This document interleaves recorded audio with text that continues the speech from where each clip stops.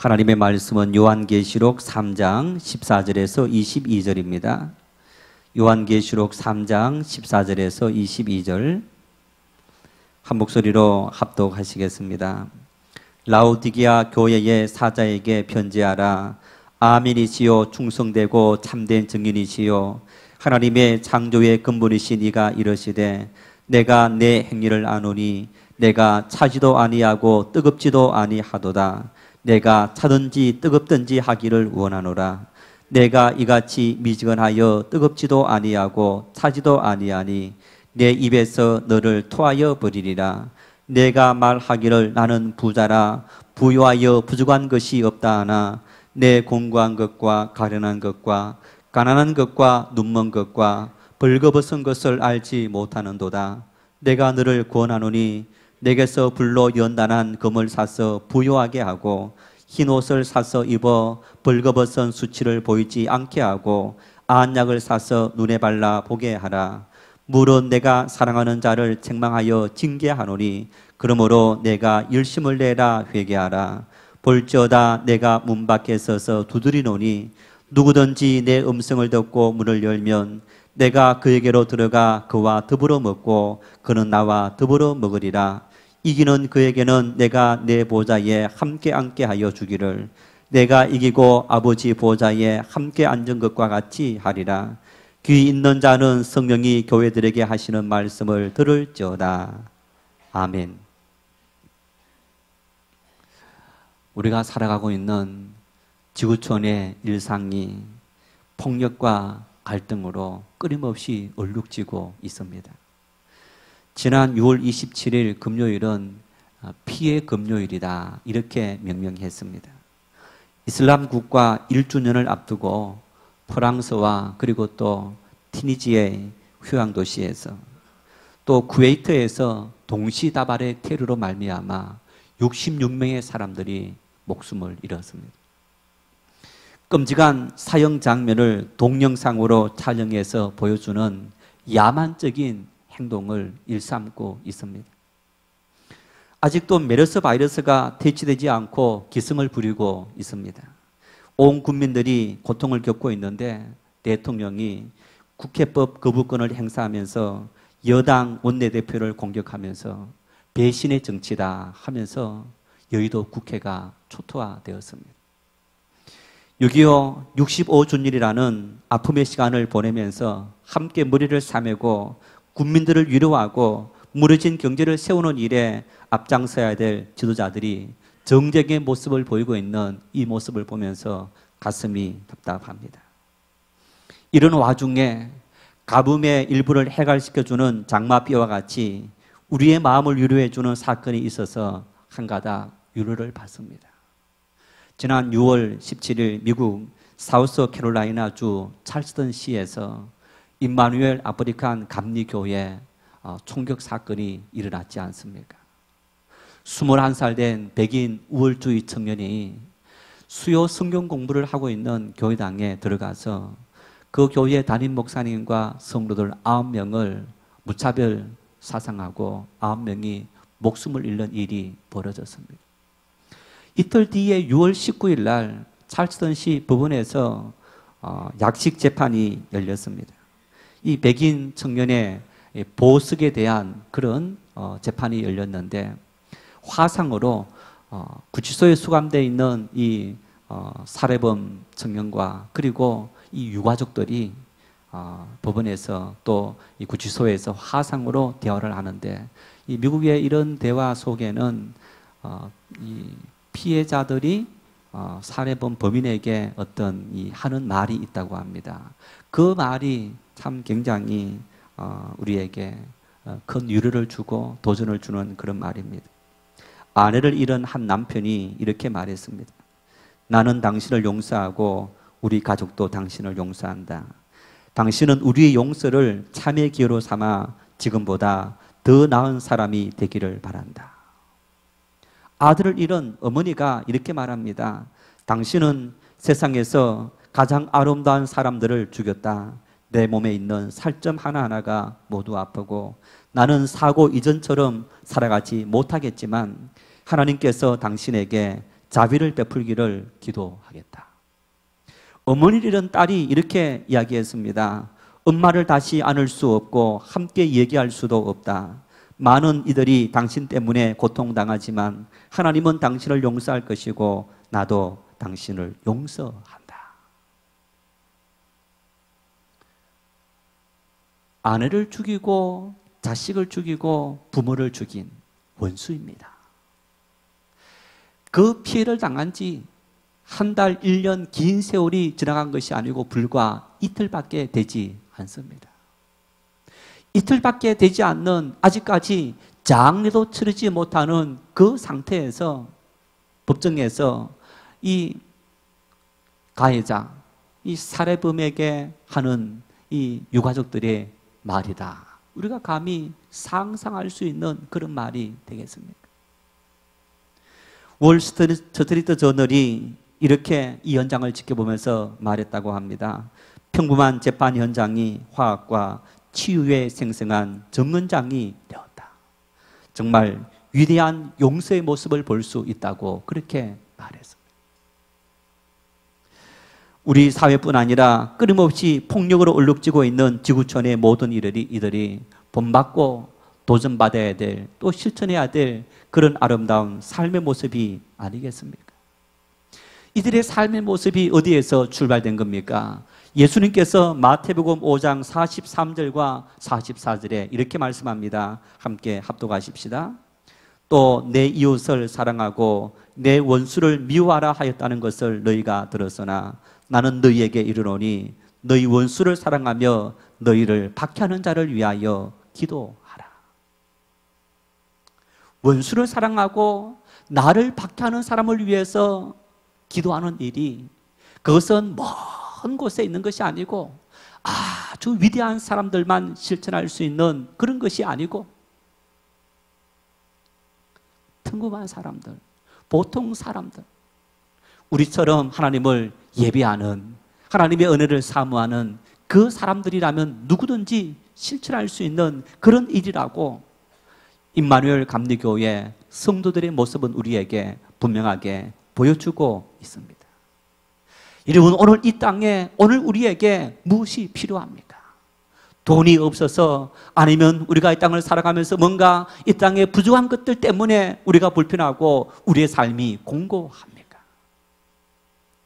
끊임없이 물질을 채우고 끊임없이 문명이 발전하고 끊임없이 지식이 더 많은 사람들에게 많은 지식을 주고 사람들이 더 똑똑해졌지만은 갈수록 세상은 강팍하고 갈수록 이 땅은 살기 어렵고 이 땅은 몸서리쳐지는 그런 일들이 벌어지고 있는데, 여러분, 이런 세상 속에 우리에게 무엇이 필요합니까? 주님의 은혜가 필요합니다. 주님의 은혜만이 우리의 마음속에 참된 평화를 주고 위로를 주고 사랑을 주기 때문입니다. 오늘도 여러분의 심령 속에 주님의 은혜가 풍성히 임할 수 있기를 바랍니다. 우리 모두 주님의 은혜를 사모할 수 있기를 바랍니다. 그래서 우리가 상처를 받았다면 그 주님의 은혜가 우리의 상처받은 심령을 위로하고, 우리의 삶이 공고하다면 그 주님의 은혜로 여러분 공고한 우리의 모든 삶에 은혜가 풍성히 임할 수 있기를 바랍니다. 우리가 그 주님의 은혜로 용서하지 못하는 모든 사람들을 용서하며 살아갈 수 있는 믿음의 사람들 될 수 있기를 바랍니다. 주님은 본문 14절 말씀에 라오디게아 교회의 사자에게 편지하라 이렇게 말씀합니다. 소아시아 7교회 중에서 마지막으로 라오디게아 교회에게 주님께서 말씀합니다. 이 라오디게아는 내륙에서 이 그 해상의 관문인 에베소로 가는 길목에 있는 교통의 요지입니다. 뿐만 아니라 이 라오디게아는 양털 생산이 굉장히 발전하면서 양모가 발전했고, 그리고 그래서 그 양모로 좋은 옷을 만드는 의류 산업이 굉장히 발전했다고 합니다. 뿐만 아니라 요즘 말하면 금융산업, 은행업이 발전해서 이 도시가 그 당시에 가장 부유한 도시, 아마 이 소아시아 7교회 중에서 가장 돈이 많고 사람들이 편안하게 살았던 도시가 바로 이 라오디게아였다. 그리고 이 라오디게아에는 이 유명한 의학 학교가 있어서 굉장히 그 어떤 약품이 많이 개발된, 특별히 안약이 이렇게 좋은 안약이 이렇게 개발되어서 사람들에게 많은 어떤 도움을 주는 그런 지역이 바로 라오디게아였다. 이렇게 이야기합니다. 이 라오디게아에 주님께서 자신을 소개하기를 이렇게 말씀합니다. 아멘이시요 충성되고 참된 증인이시요 하나님의 창조의 근본이시니가 이러시되. 여러분, 이 말씀에서 두 가지 아주 중요한 이 자신을 소개하는 말씀이 있는데, 예수님께서 자신을 아멘이다, 아멘이다. 여러분, 우리가 기도할 때 아멘, 말씀을 들으면서 아멘, 기도를 마치면서 아멘 이렇게 말하는데, 이 아멘의 말이 무슨 뜻입니까? 아멘이라는 말은 예수님께서 요한복음에 이렇게 말씀을 하실 때 진실로 너희에게 이르노니, 이 말씀을 이렇게 말할 수 있습니다. 아멘, 아멘, 너희에게 이르노니, 이런 말씀입니다. 그래서 아멘이라는 말은 그 말씀이 맞습니다. 그 말씀은 진실됩니다. 그 말씀은 참입니다. 그 말씀이 하나님 앞에서 정직한 말씀인 것을, 온전한 말씀인 것을 내가 믿습니다. 그런 의미인 겁니다. 예수님께서 자신을 소개하시면서 나는 아멘이다, 그 의미는요, 예수님께서 하시는 그 모든 말씀은 참이라는 얘기입니다. 거짓이 없다는 얘기입니다. 그것은 진실하라는 얘기입니다. 예수님 믿습니다. 여러분, 예수님 믿으면서 우리가 예수님의 한 말씀 한 말씀, 그 말씀이 아주 오늘 우리가 살아가는 인생에 있어서 표대가 되고, 그 말씀은 내가 살아가는 모든 삶에 그대로 이루어주는 말씀인 것을 나는 확실히 믿습니다. 그 믿음을 갖고 있습니까? 어린 자녀들이 어릴수록 엄마 아빠 말씀이 아주 이렇게 특히 성내에서 어린 아이들이라도 엄마 아빠가 참 싫어하는 그런 행동이 어떤 건지 알고 있습니다. 그리고 엄마 아빠는 내가 이런 행동을 하면 나에게 야단을 치고 아니면 매를 들기도 하고 내가 엄마 아빠로부터 야단을 맞는다, 징계를 당한다, 그런 것을 알고 있는 그런 것처럼, 여러분, 내가 하나님을 믿고 있는데 나의 주님께서 말씀하신 그 모든 말씀은 그대로 내 삶을 통해서 이루어진다는 사실들을 나는 확실히 믿고 있느냐? 어쩌면 우리가 그 믿음이 부족하기 때문에 주님께서 말씀하신 이 수많은 말씀들이 우리의 삶에, 우리 인생에 밟히고 있는 거예요. 이어서 주님께서 말씀하십니다. 나는 창조의 근원이다. 여러분, 하나님의 창조의 근원이다, 이 말은 어떤 의미인가 하면, 하나님께서 이 우주 만물을 창조하실 때 예수님께서 그 현장에 함께 하시면서 예수님 역시 이 모든 우주 만물을 창조하신 창조주이시다, 그 의미가 있는 겁니다. 예수님께서 여러분 이 세상을 창조하신 창조의 근본이시다, 이 말씀은 어떤 말씀입니까? 예수님의 말씀은 권위가 있다, 그런 말씀입니다. 예수님의 말씀은 절대적이다라는 얘기입니다. 그래서 오늘 이 라오디게아 교회 예수님께서 자신을 소개하시면서 내 말은 거짓이 없고 참된 말이고 진실된 말일 뿐만 아니라 내 말에는 권위가 있고 힘이 있고 능력이 있다. 여러분 보십시오. 예수님께서 갈릴리 바다를 지나실 때 풍랑이 일었습니다. 제자들이 열심히 그 풍랑을 헤치고 나가려고 애쓰고 노력하다가 더 이상 할 수 없게 되었습니다.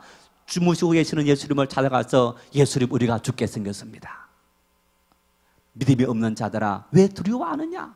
그 제자들에게 말씀하시면서 예수님께서 풍랑을 향해서 고요하라, 잠잠하라 명하시니까 그 풍랑이 고요하고 잠잠하게 된 것을 우리가 볼 수 있습니다. 예수님께서 여러분 죽은 나사로에게 무덤 앞에 가셔서 명하십니다. 나사로야 일어나라 말씀하시니까 죽어있는 나사로가 예수님 말씀을 듣고 일어나신 거예요. 예수님 한마디 하신 모든 말씀들은 그 말씀이 근거가 있고 거짓이 없고 진실해서 그 말씀이 온 우주 만물과 모든 인간들이 그 말씀을 들을 수밖에 없는 그런 힘이 있다는 것을 오늘 주님은 우리에게 분명하게 보여주는 것을 볼 수 있습니다.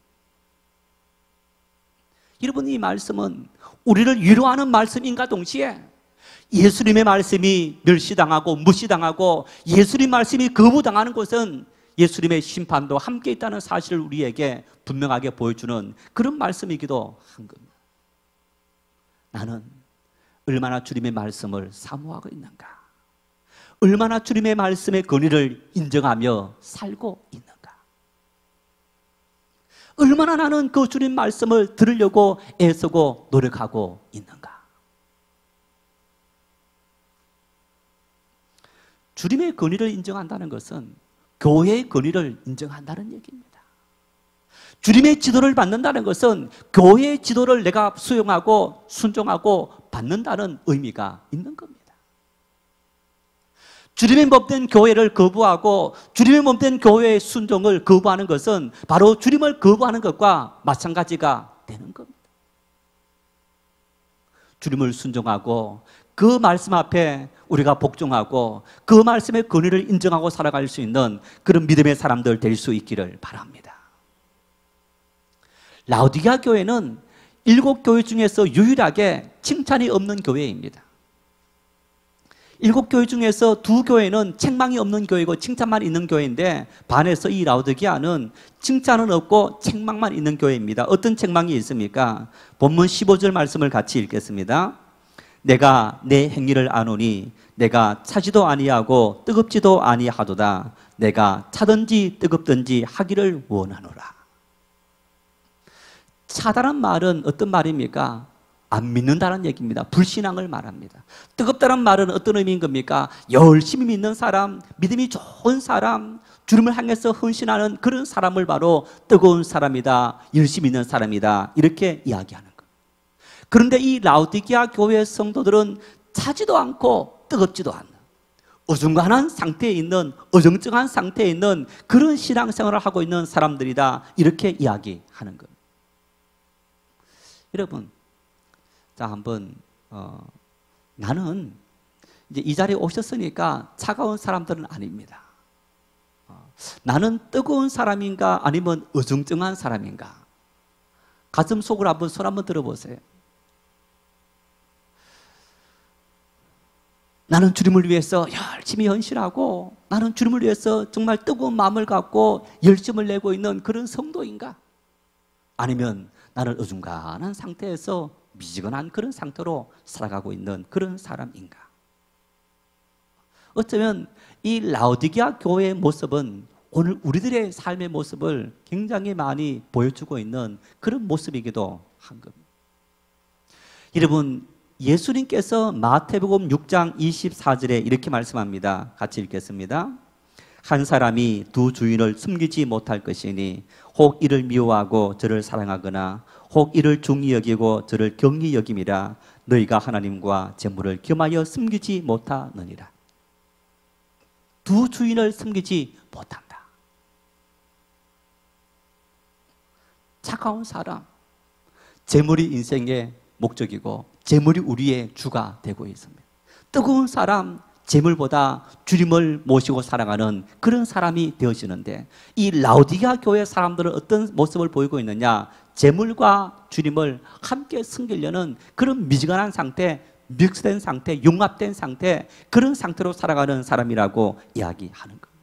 그런데 여러분, 이런 교회를 향해서 주님께서 16절 말씀에 이렇게 말씀합니다. 내가 이같이 미지근하여 뜨겁지도 아니하고 차지도 아니하니 내 입에서 너를 토하여 버리리라. 배탄해 버린다는 겁니다. 내 입에 안 맞다는 겁니다. 나에게 맞지 않다는 얘기입니다.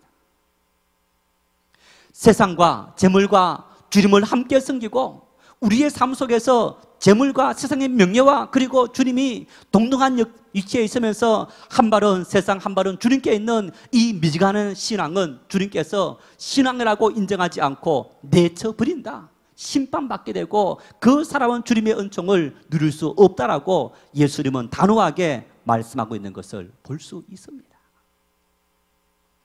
미진한 신앙. 그래도 내가 나와서 이 자리에 있으니까 주님께서 나를 받아주시고 용납해 주시겠지. 여러분, 그런 착각에서 벗어나라는 이야기입니다. 청년 시절에 청년들하고 함께 많이 했던 이야기가 있습니다. 세상에서 가장 불쌍한 사람이 되지 말자. 여러분, 세상에서 가장 불쌍한 사람이 어떤 사람이냐? 그때 이런 이야기였습니다. 예수님 믿는 흉내는 내고 구원받지 못하는 사람, 교회에 출석은 했는데 구원받지 못하는 사람. 내가 그리스도인이다 그렇게 흉내는 내어서 교회에 왔을 때는 믿는 그리스도인으로 그런 어떤 마음을 품고 아니 행동을 하고 그러면서 세상 속으로 살아가서는 전혀 믿지 않는 사람들과 똑같은 삶을 살아가는 그 사람들은 참된 믿음의 사람이 아니라는 이야기. 여러분 얼마나 참 억울한 일이겠습니까? 그래도 나는 주의를 지켰습니다. 봉사하려고 애썼습니다. 그럼에도 불구하고 내 마음속에 두 가지를 숨기는 그 모습을 통해서 주님으로부터 토하여 버리는 심판을 받게 되는 그런 일들을 당하게 되는 일이 얼마나 억울한 일이겠습니까? 주님께서 인정할 만한 그런 믿음의 사람들 될 수 있기를 바랍니다. 그렇다면 왜 라오디게아 교회 성도들이 미진한 믿음을 갖고 살게 되었느냐? 17절 말씀에 내가 말하기를 나는 부자라 부유하여 부족한 것이 없다. 나는 부자고 나는 부유해서 이 땅에서 부족한 것이 아무것도 없습니다. 내가 부족한 것이 없는데 주님 앞에 기도하고 주님의 은혜를 구할 필요가 뭐가 있느냐? 여러분 오늘 삶을 살아가면서 언제 기도합니까? 일반적으로 가련할 때, 병들었을 때, 뭔가 내가 소원을 아를 일이 있을 때, 그래서 예를 들어서 자녀들 대학 들어갈 때, 취업하기 원할 때, 아니면 어떤 우리 가정의 사업을 위해서 기도할 때, 자녀들의 결혼을 위해서 기도할 때, 여러분 그럴 때 우리가 특별히 주님 앞에 어떤 기도 제목을 놓고 기도합니다. 간절히 기도합니다. 그런데 많은 사람들은 그 기도가 응답되면 그 다음부터 기도합니까 안 합니까? 기도가 중단되어지는 것. 이제는 내가 되었다는 겁니다. 필요한 것이 없다는 얘기입니다. 그 의미 속에는 나는 이제 부유하다, 하나님의 도움이 필요 없이 살아갈 수 있는 상태가 되었다, 그런 마음을 품고 살아가는 것과 마찬가지가 되는 것. 라오디게아는 그 당시 도시들 중에서 가장 돈이 많고 부유한 도시다 그렇게 생각하기 때문에 우리는 부유하다. 그래서 자기들 부유한 중에서 헌금을 일부 하면서 그 헌금이 그래도 가난한 사람들에 비해서는 많이 하는 거다 생각하고 우리는 믿음도 좋은 것처럼 생각했는데 주님께서 이 교회를 향해서 너희들이 실상은 부유한 사람이 아니다. 이 말씀 속에 내 곤고한 것과 가련한 것과 가난한 것과 눈먼 것과 벌거벗은 것을 알지 못하는도다.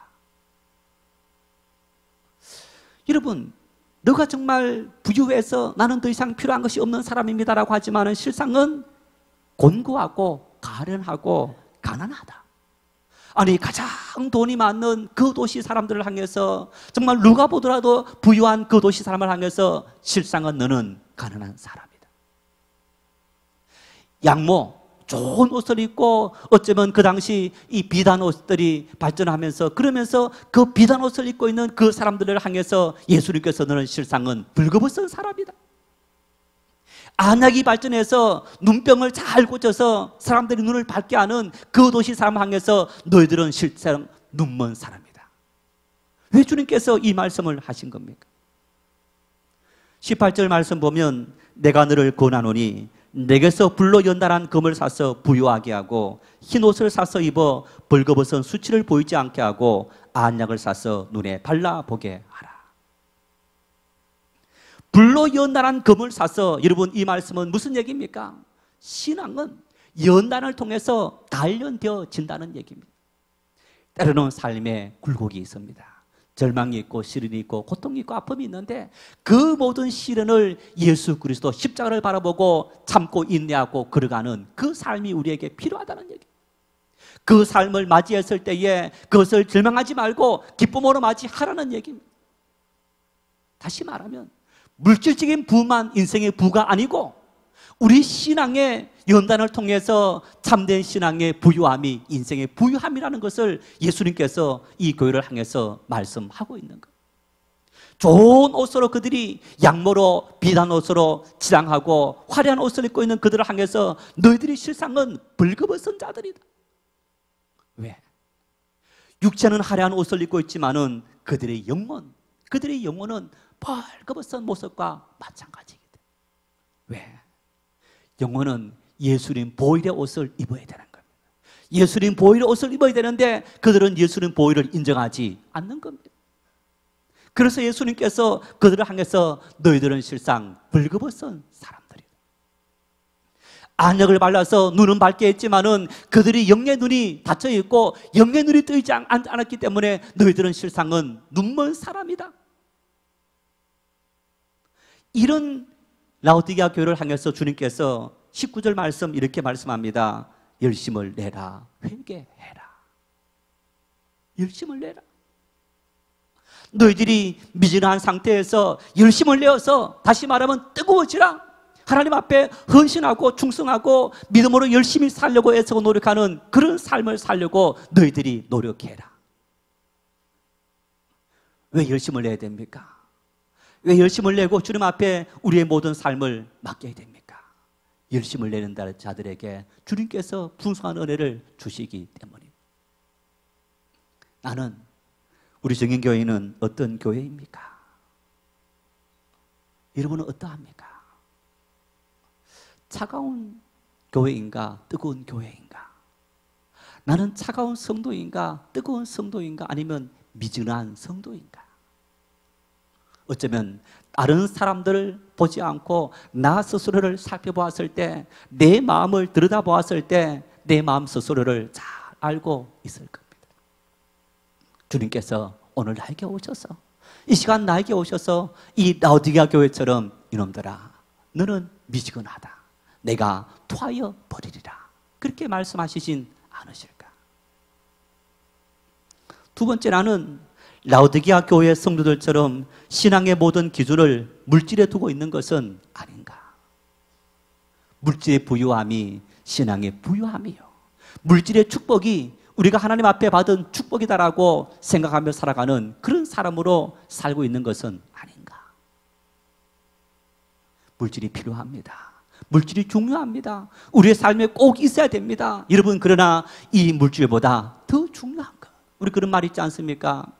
인생을 살아가며 돈이 중요한데 돈보다 중요한 것은 건강이고, 건강보다 중요한 것은 우리 인간의 목숨이라는 것.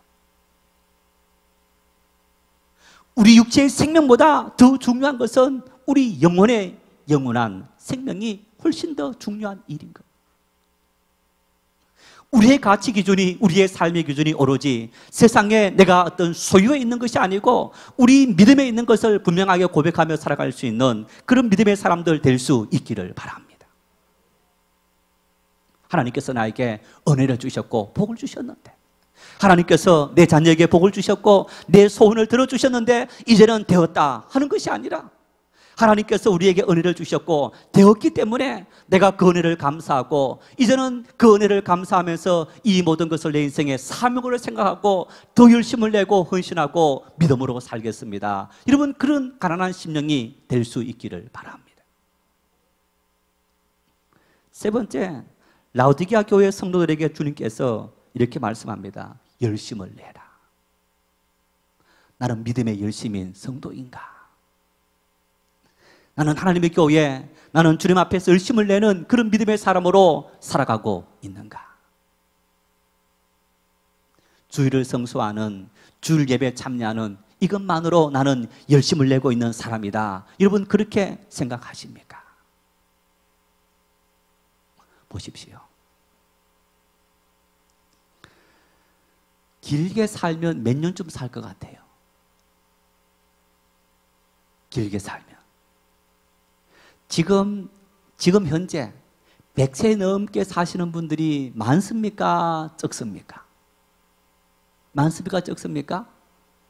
아주 소수, 적습니다. 그래도 과거에 비해서는 아주 많이 살고 있는데, 아마 이것이 20년, 30년쯤 지나면 이 100세 넘는 것이 조금 쉬워질 수도 있을 것 같아요. 워낙 사람들이 많이 장수하고 오래 사시는 그런 분들이기 때문에. 여러분, 그럼에도 불구하고 우리가 100살 넘는다는 것은 참 힘든 일이고 쉬운 일이 아닙니다. 그런데 또 한편으로 이 땅에서 여러분 100살 살기 위해서 어떻게 합니까? 100세까지 살기 위해서 몸 조금 아프면 어디 갑니까? 병원 갑니다. 의사가 운동하시오. 이런 거 먹으시오. 먹지 마시오. 여러분, 그러면 어떡합니까? 그것을 오래 살려고 꼭 지킵니다. 매일 헬스하고 수영하고 걷기하고 등산하고 뿐만 아니라 매일 영양제, 비타민제 비롯해서 각종 영양제를 복용하고, 그리고 몸에 좋은 음식을 찾아서 먹으려고 애쓰고 노력하고, 아주 자신의 몸을 위해서 정말 열심히 해서 운동하는 거예요. 여러분, 몸을 위해서 걷고 산을 오르고 뭐 운동하는 것이 좋습니까? 힘듭니까? 편안합니까? 힘듭니까? 사실은 힘든 일입니다. 힘들어도 내 몸을 위해서 하는 거예요. 내 몸을 위해서 일주일에 최소한 3번, 4번 열심히 운동하고, 그리고 힘들어도 꼭꼭 밥을 먹습니다. 입맛이 없어도 밥을 먹습니다. 먹어야 살기 때문에. 육체의 생명을 위해서, 100살 넘기도 어려운 육체의 생명을 위해서 우리가 매일 애쓰고 노력하고 열심히 최선을 다하는 것. 그런데 그리스도인들은 우리에게 있는 영혼을 살아가는 그런 존재가 되어지는데, 나는 우리 영혼을 위해서 얼마나 애를 쓰고 노력하고 열심을 내고 있는가. 오늘 라우디가 교회 성도를 향해서 주님께서 열심을 내라, 여러분, 그 일이 육체를 위해서, 돈을 얻기 위해서, 건강을 위해서 열심을 내라고 말씀하고 있는 겁니까? 하나님의 은혜를 위해서, 믿음을 위해서, 하나님의 나라를 위해서, 영혼을 위해서 너희가 열심을 내라고 우리에게 권고하고 말씀하고 있는 것이 아니겠습니까? 왜? 우리는 영원히 사는 존재이기 때문입니다. 100살로 끝나는 것이 아니고 하나님 나라에서 천년 만년 영원히 살아가야 될 그런 존재인데, 여러분, 그 영혼을 우리가 하나님의 은혜 속에 살 거냐, 아니면 세상 속에서 살아갈 거냐, 내가 열심을 내느냐 내지 않느냐에 따라서 우리의 인생이 영원히 결정되는, 우리가 그런 중차대한 인생의 기로에 놓여져 있기 때문인 것. 뿐만 아닙니다. 귀 있는 자는 성령이 교회들에게 하시는 말씀을 들을지어다. 이 말씀과 함께 오늘 본문 21절 말씀에 이렇게 말씀합니다. 이기는 그에게는 내가 내 보좌에 함께 하여 주기를 내가 이기고 아버지 보좌에 함께 앉는 것과 같게 하리라. 이기는 자는 믿음으로 승리하고 열심을 내고 헌신하고 충성하는 그 사람들에게는 내 보좌에 함께 하겠다. 경복궁을 가보신, 대다수 가보셨겠지만은, 여러분 가보시면 이제 임금님이 신하들과 함께 이렇게 어전 회의를 했던 그곳에 가보면 가장 눈에 띄는 것이 뭡니까?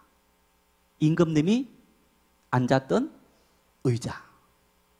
거기 가면 다른 건 없고 임금님이 앉았던 의자. 신하들은 다 서서 있고 임금님이 그 큰 의자, 화려한 의자에 딱 앉아서 신하들과 함께 회의하는 그런 모습을 볼 수 있습니다. 여러분, 각종 우리가 역사 드라마를 보더라도 마찬가지입니다. 임금은 그 높은 데서 큰 의자 앉아 있고, 그리고 신하들은 두 줄로 서서 그렇게 어선회의하는 그런 모습을 볼 수 있습니다. 의자는 뭘 상징하느냐? 권위를 상징합니다. 힘을 상징하는 것.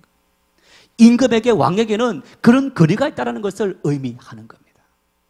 오늘 주님께서 이기는 자에게는 하나님 보좌에 앉아서 하나님 보좌에 함께 앉게 하겠다. 그 얘기는 하나님께서 이 모든 우주 만물을 통치하시는, 만국을 다스리는 그 권세에 함께 동참하도록 은혜를 내리겠다. 그 말씀이 되는 겁니다. 정치인들 보십시오. 참 정치에서 국회의원이다, 이렇게 또 우리가 지방자치단체장들, 그런 어떤 일들에 목숨을 걸고 체면 불구하고 당선되려고 아주 애를 쓰고 노력하는 그 모습을 볼 수 있어요. 왜? 명예와 권력과 재물이 따라오기 때문인 겁니다. 여러분, 4년을 위해서, 5년을 위해서, 불과 몇 년을 위해서도 정말 체면 모두 내려놓고 최선을 다하고 있는데, 우리는 영원히 하나님의 보좌에 앉기 위해서 어떤 노력을 기울이고 있는 겁니까? 오늘 주님은 우리에게 말씀합니다. 열심을 내라. 너희가 영원히 나와 함께 내 보좌에 앉기 위해서 열심을 내라는 겁니다. 열심을 내는 사람이 누구든지 그 보좌에 참여하고 주님의 은총을 함께 누릴 수 있다라는 이야기인 것. 주님 지금 이 시간에도 말씀합니다. 본문 20절 말씀을 함께 읽겠습니다.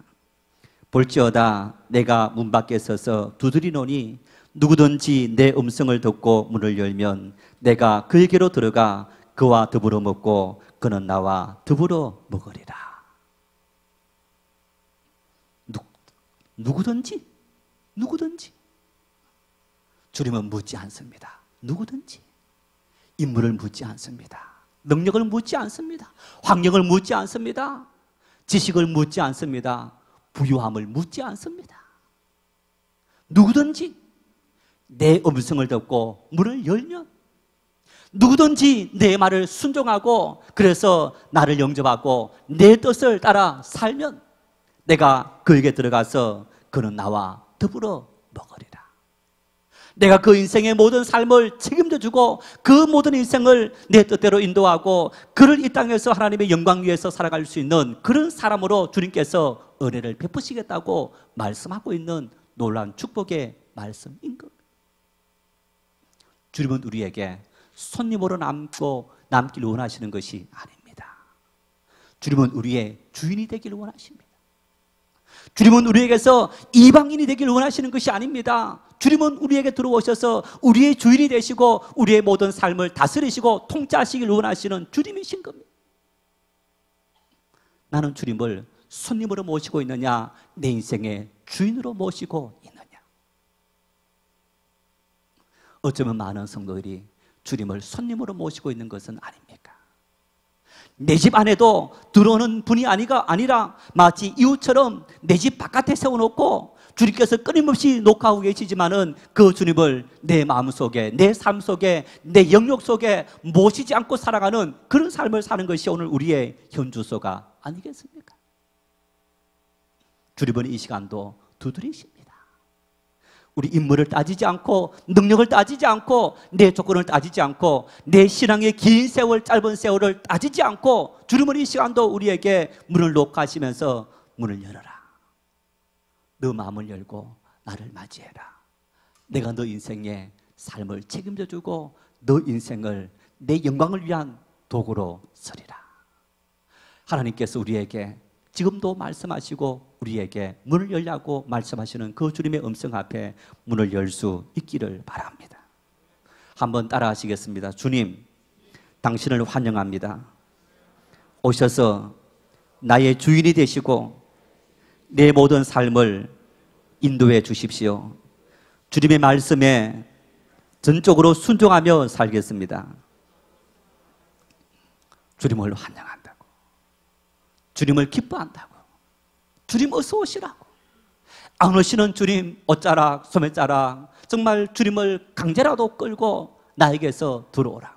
그래서 내 인생을 지켜달라고, 내 삶의 주인이 되어달라고, 그리고 내 삶을 인도해달라고. 내가 전적으로 주님을 순종하고 당신의 말씀을 따라 살겠습니다. 끊임없이 고백해서 주님께서 우리에게 내리시는 은혜를 풍성히 경험하는 아름답고 귀한 믿음의 축복이 우리 모두에게 넘칠 수 있기를 바랍니다.